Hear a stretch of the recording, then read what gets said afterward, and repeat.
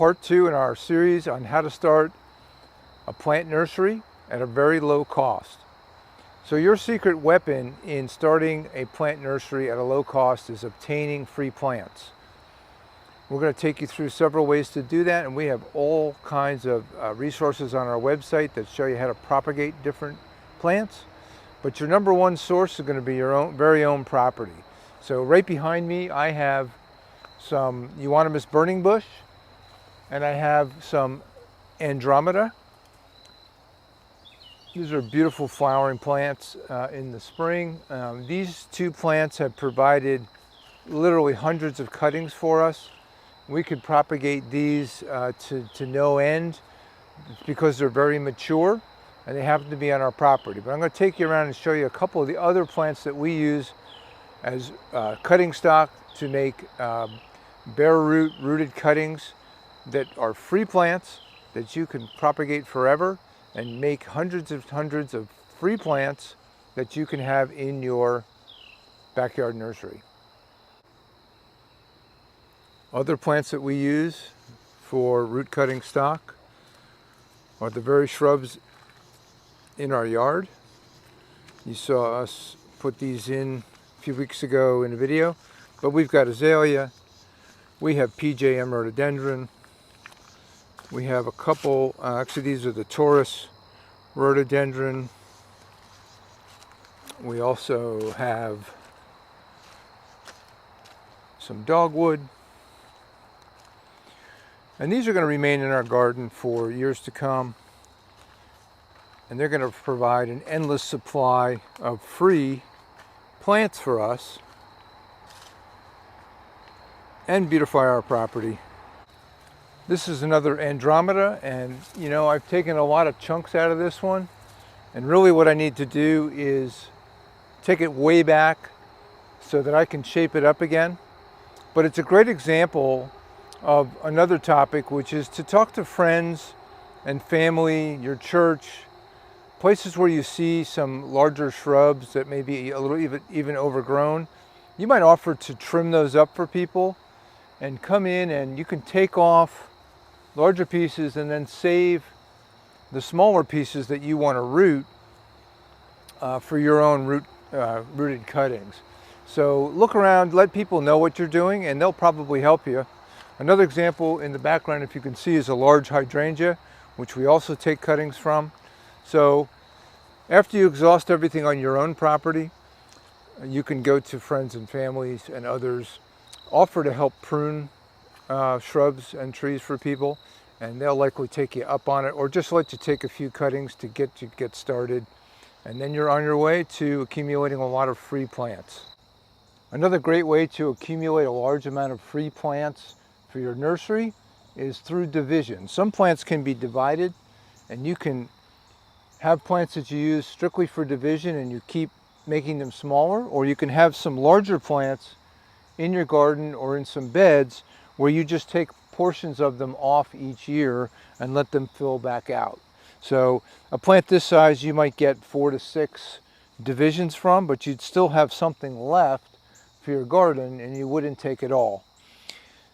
And the other idea with having plants that you use as sort of the mother plant for future free plants is to always kind of keep 10% back. So if you root some cuttings, you don't sell all of them, you keep some, and you let those plants get bigger, a little more mature, so you can get more cuttings from them each year, or in this case, more divisions. So you need to build up stock.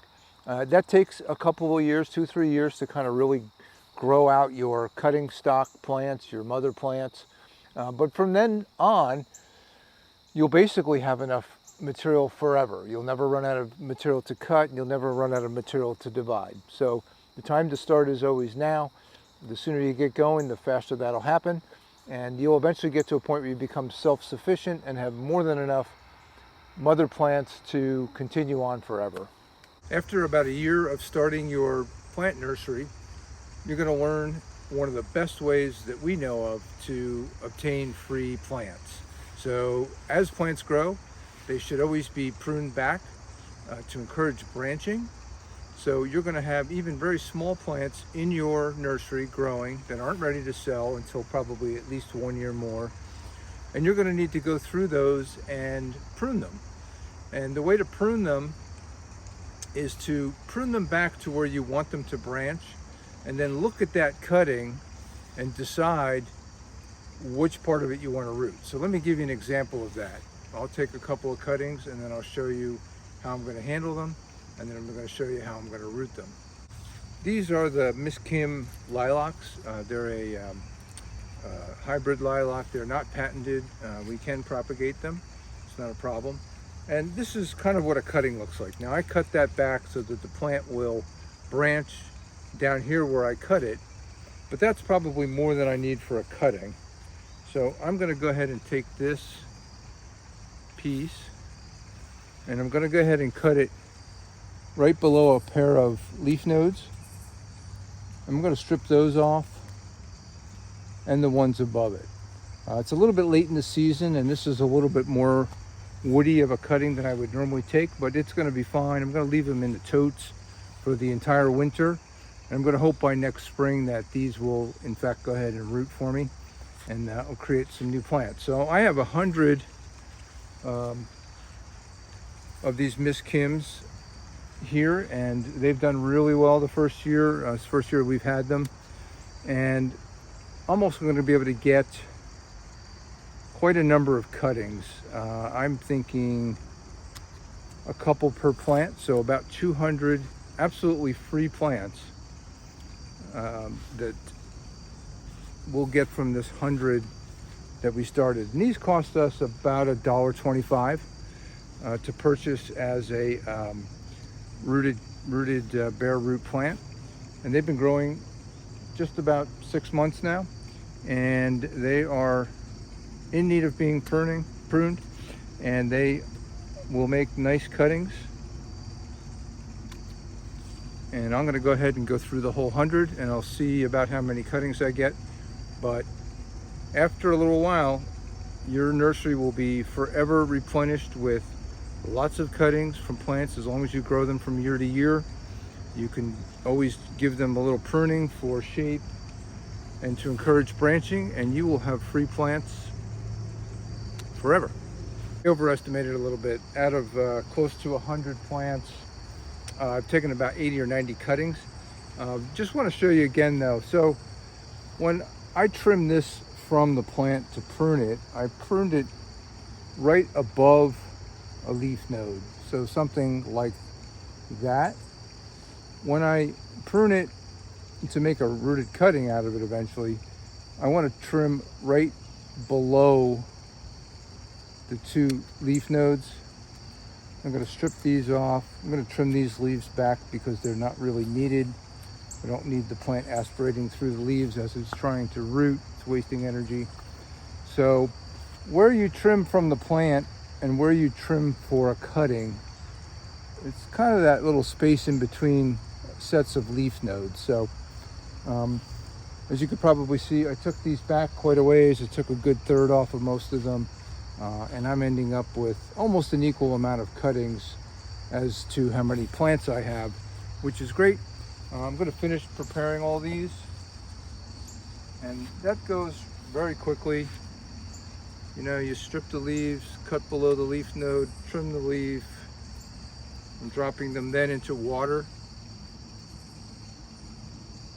and then I'm going to proceed to get them in a tote to be rooting. And it's that simple. In about an hour, you've got yourself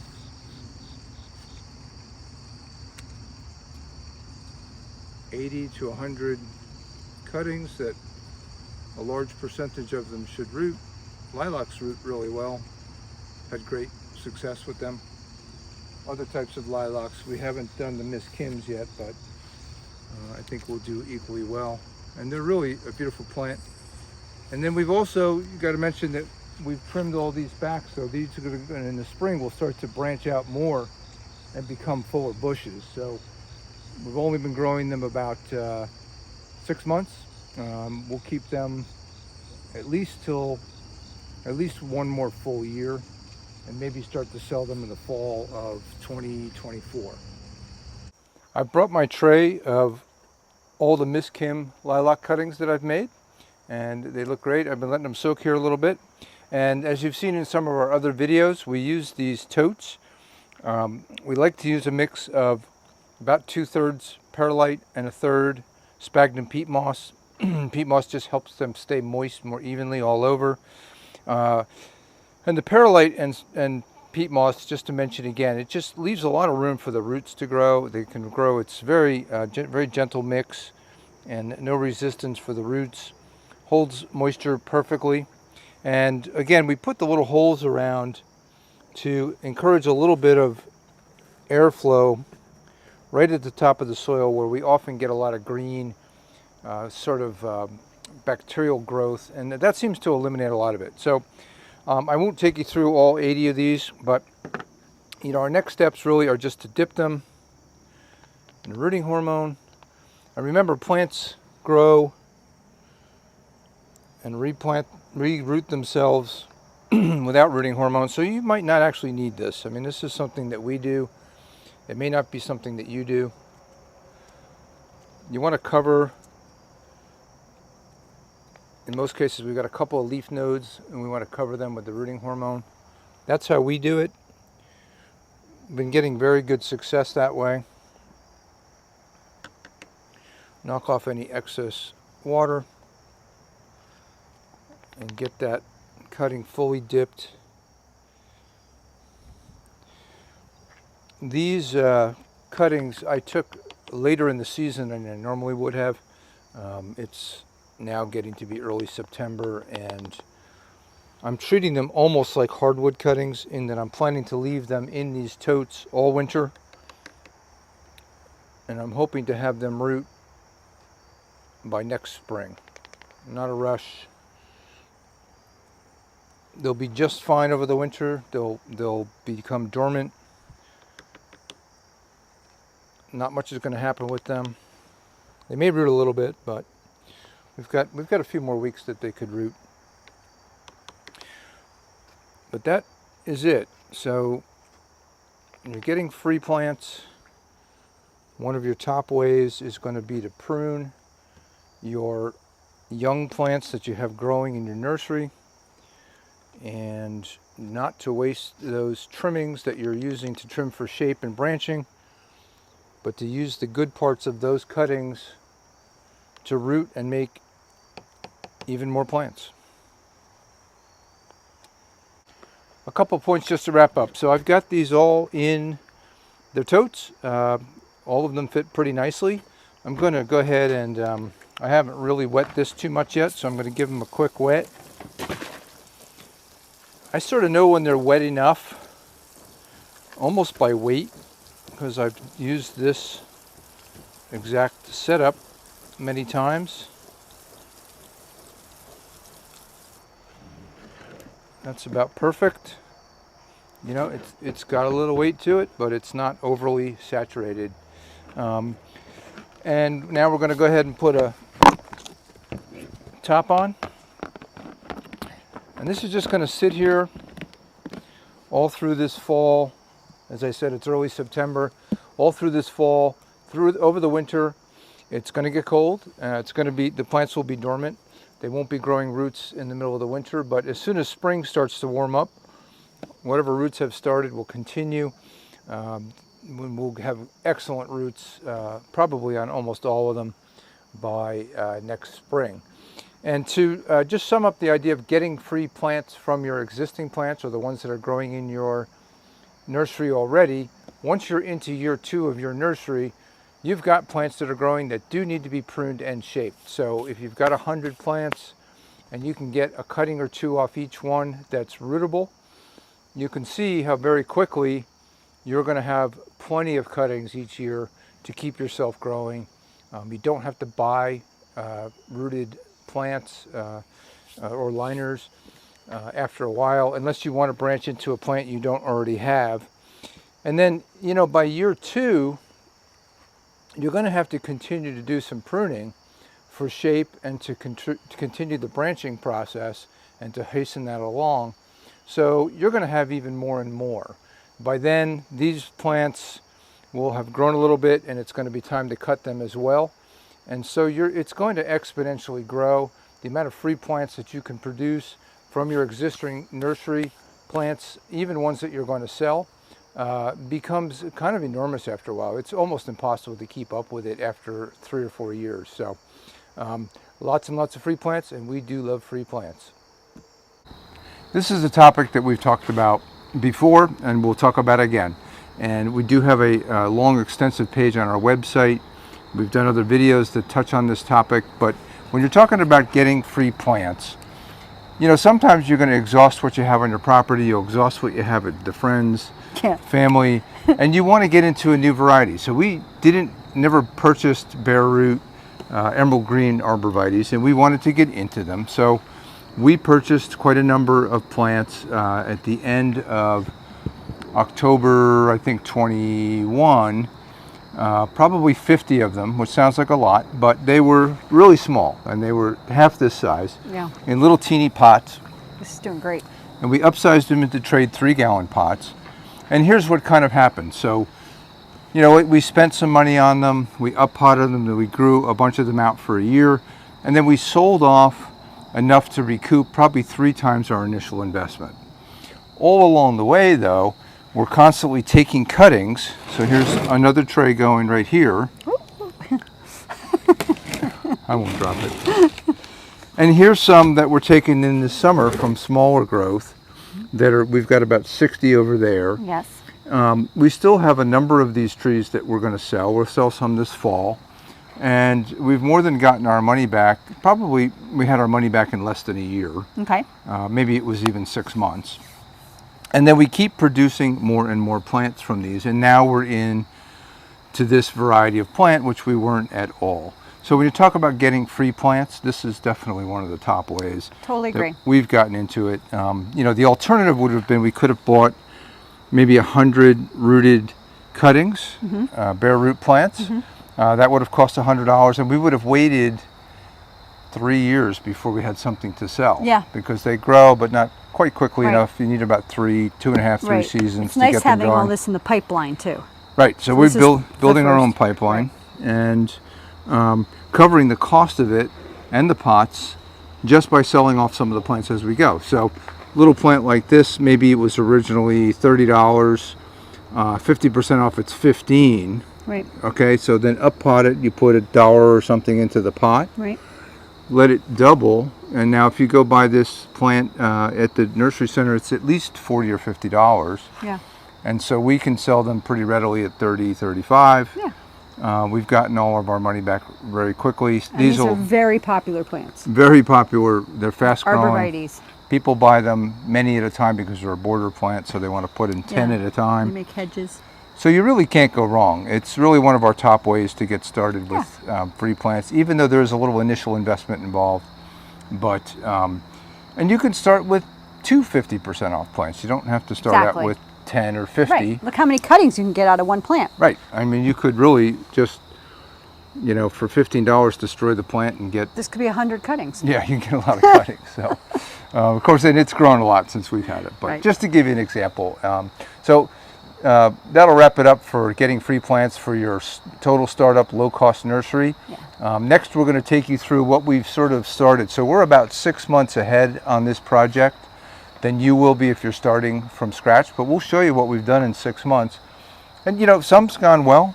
Some's not perfect. Some's not perfect. We've made really good progress. And they're free. So if some don't go well, it doesn't hurt so much to get rid of them. That's right. And we reuse the pots, and we're not losing anything. Yeah. And we're going to show you next, in the next episode, we have hundreds of cuttings that we took this year, softwood cuttings. Yeah.